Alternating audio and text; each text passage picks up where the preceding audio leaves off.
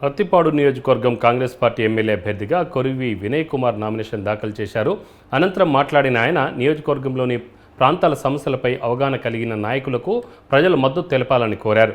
రాష్ట్రం ఆర్థికంగా, పారిశ్రామికంగా అభివృద్ధి చెందాలన్నా, యువతకు ఉద్యోగ అవకాశాలు కల్పించాలన్నా కాంగ్రెస్ పార్టీ వల్ల సాధ్యమవుతుందని తెలిపారు. బీజేపీకి చీకట్లో మద్దతు తెలుపుతున్న పార్టీలను ఓడించాలని ఆయన పిలుపునిచ్చారు. తనని గెలిపిస్తే ప్రత్తిపాడు నియోజకవర్గాన్ని అన్ని విధాలుగా అభివృద్ధి చేస్తానని తెలిపారు.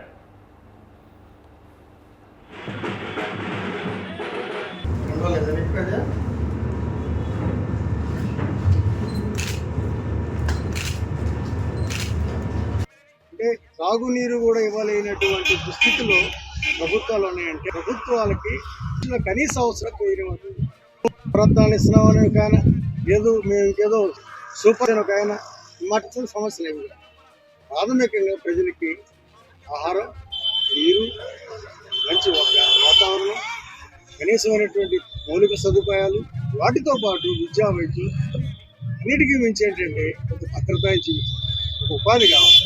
ఇట్లాంటి అంశాల మీద బాధ్యతగా వ్యవహరించాల్సినటువంటి రాష్ట్ర ప్రభుత్వం కేంద్ర ప్రభుత్వం యొక్క మాయలో పడిపోయి నూతన ఆర్థిక విధానాలు తీసుకొచ్చినటువంటి కొత్త సంస్కరణలో భాగంగా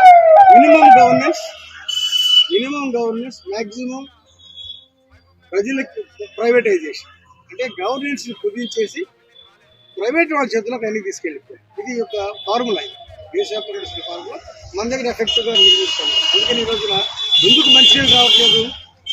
పంచాయతీలు బలహీనపడుతుంది, మున్సిపాలిటీలు బలహీన, ఆల్మోస్ట్ వాళ్ళు ఏర్పాటు చేసింది. ఎవరి కంట్రోల్ పనిచేయాలి? లోకల్ గవర్నమెంట్ కంట్రోల్ పనిచేయాలి. గవర్నమెంట్ కంట్రోల్ అంటే ఎవరు? ప్రజలు ఉన్నటువంటి ప్రజలు. అంటే అది ఎగ్జిక్యూటివ్ అథారిటీ, స్థానిక ప్రభుత్వాలకి ఎగ్జిక్యూటివ్ అథారిటీ. వాళ్ళు పరిపాలనా విభాగంలో సహా వాళ్ళని కూడా కలిపి